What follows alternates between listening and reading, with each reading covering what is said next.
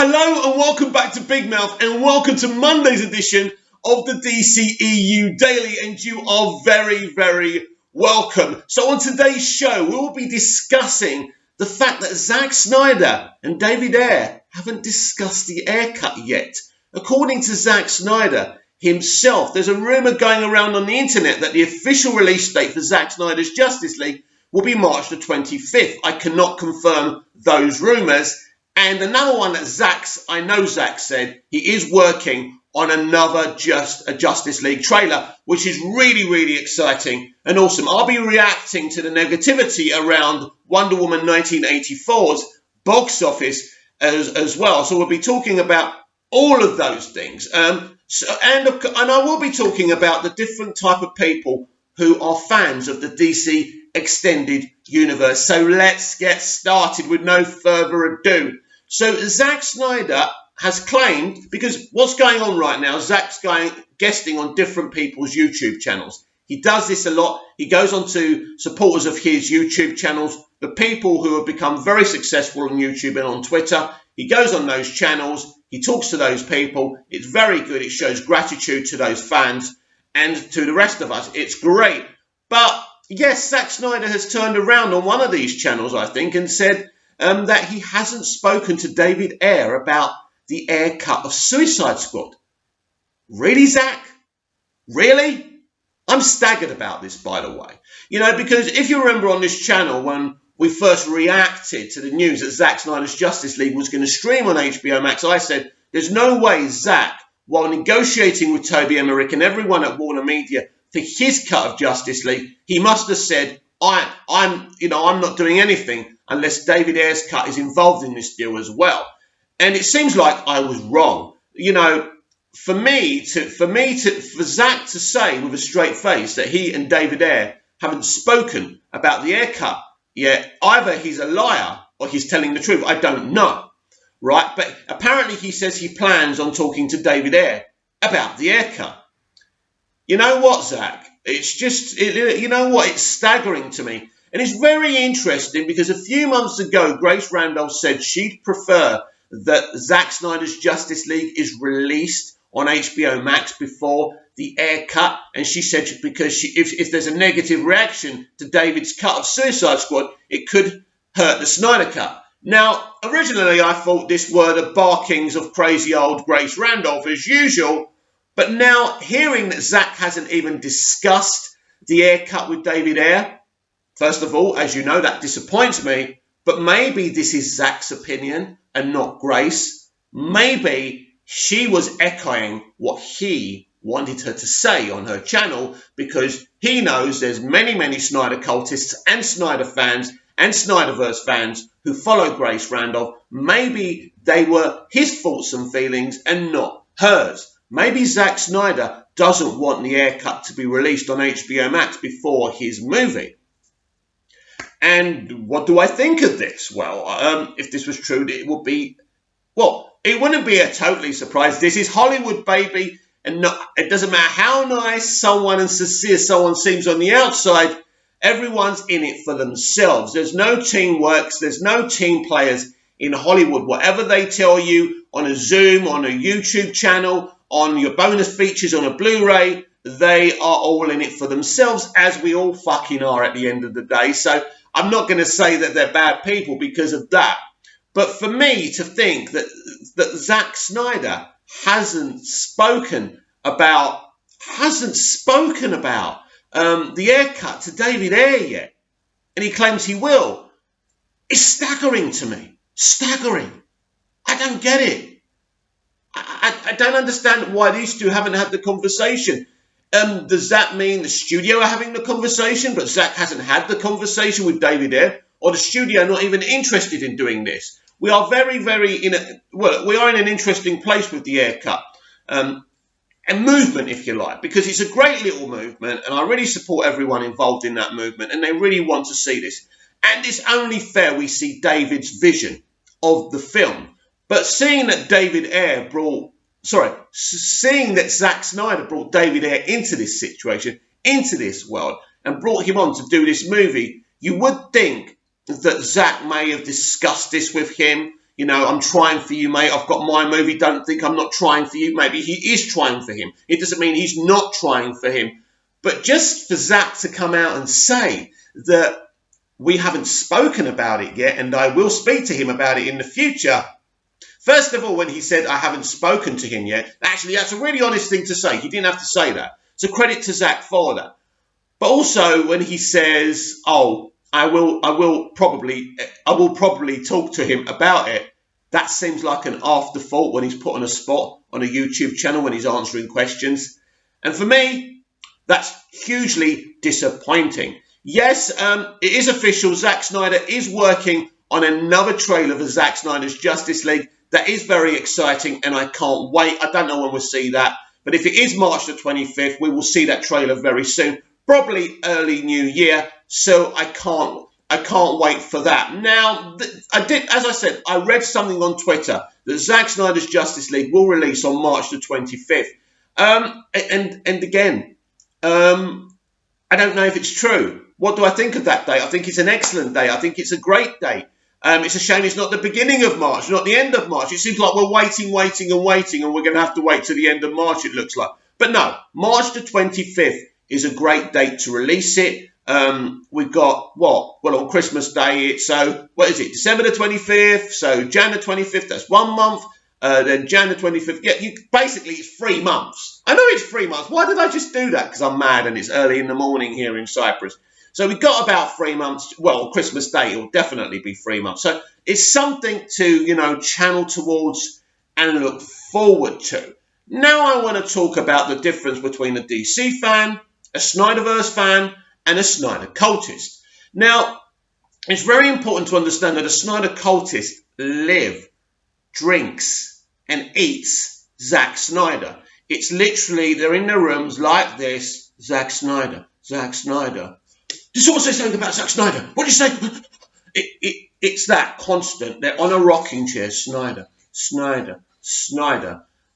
That's beyond fans. It's obsessive, but they're also looking to pick fights.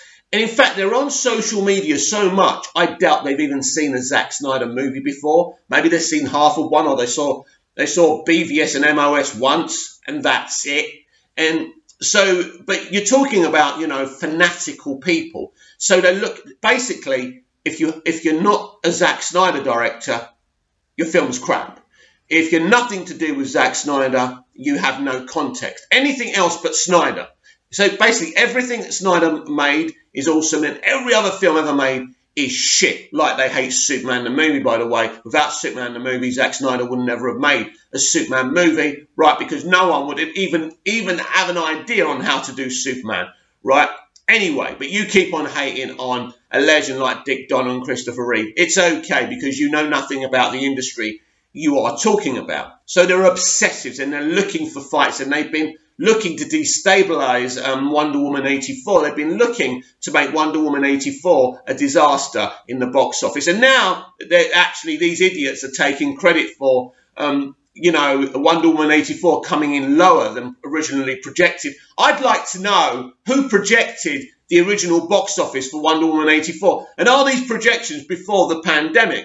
So we got all these articles, right, from Hollywood Reporter, from Variety, saying that Wonder Woman 84 has had a woeful opening box office in China and a 38 million all-round box office in the rest of the world when you add it all together, including China. China is a really difficult audience to judge. Did you know that Star Wars isn't as popular and as successful in China as it is in the rest of the world?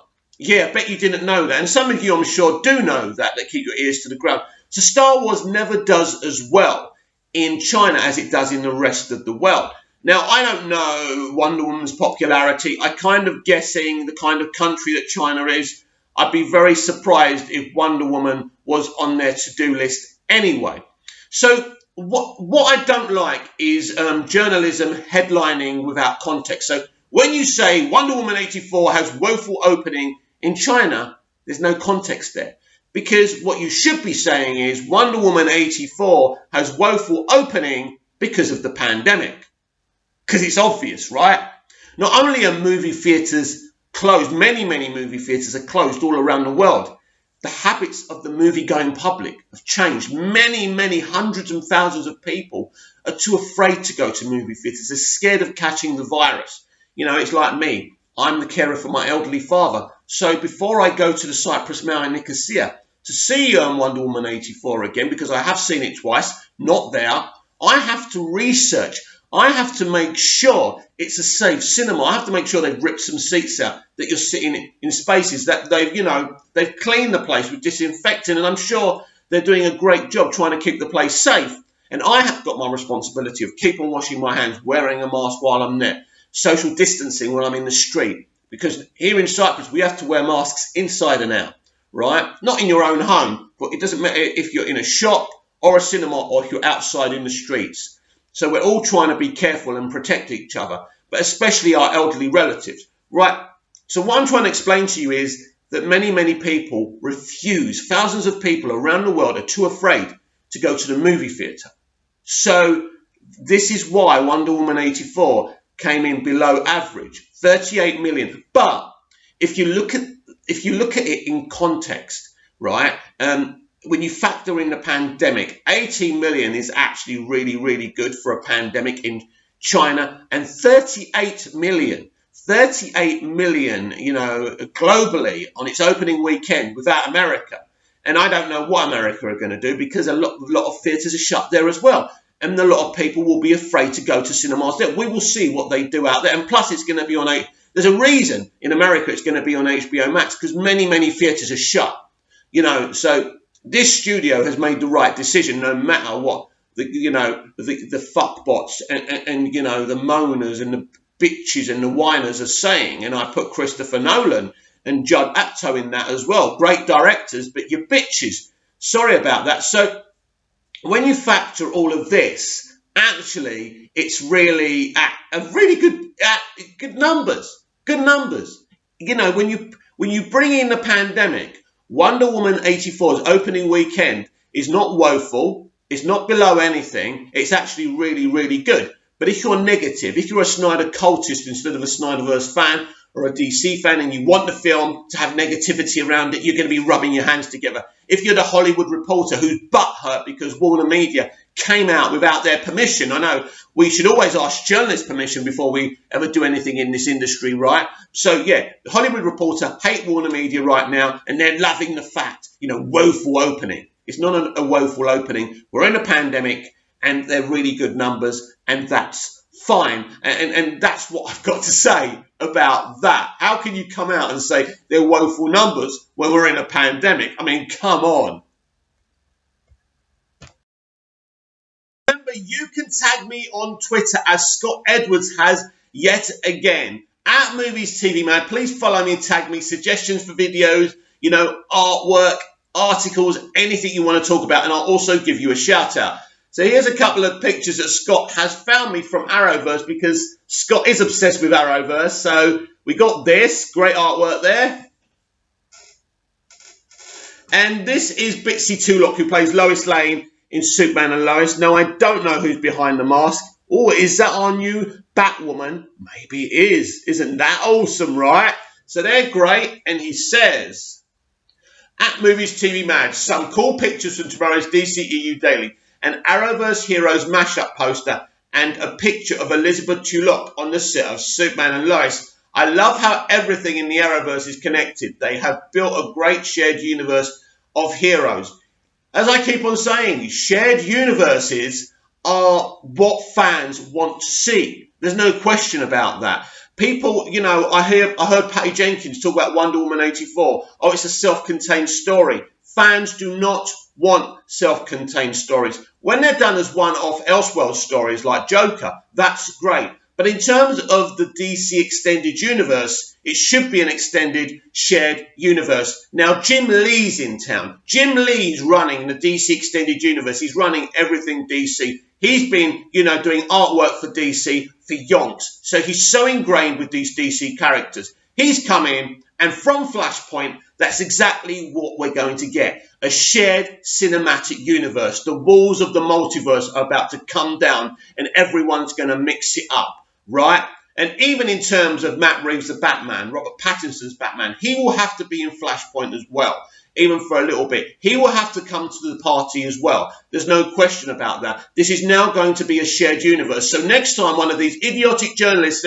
says to you, well, DC makes self-contained movies. Not anymore. Not since Jim Lee is now the boss. Now, Walter Hamada, of course, is one of the bosses at the DC movie universe, the DC extended universe. He was running it on his own, but then Warner Media made Jim Lee the boss of everything in DC. And one of the things he's bosses at is the extended universe. And the multiverse strategy is his, because he knows what I know and what you know, that fans love cameos and crossovers.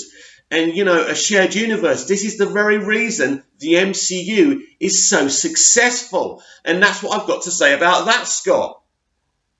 Despite the show's political undertones, at some points I love Melissa Benoist's Supergirl and her bond with Superman and her sister Alex, and with Martian Manhunter and the other Arrowverse heroes. I really hope we get to see her continue as Supergirl. This is from Scott Edwards again. Look, I think Melissa Benoist did great as Supergirl. Look, I thought the first season was okay, but listen, you mentioned the political undertones, and they're there. And they're not just there with this show, they're there with every Arrowverse show, which makes it a really hard watch. And it wasn't there so much in Flash seasons 1 and 2 and Arrow seasons 1 and 2. That's why they were awesome and compelling.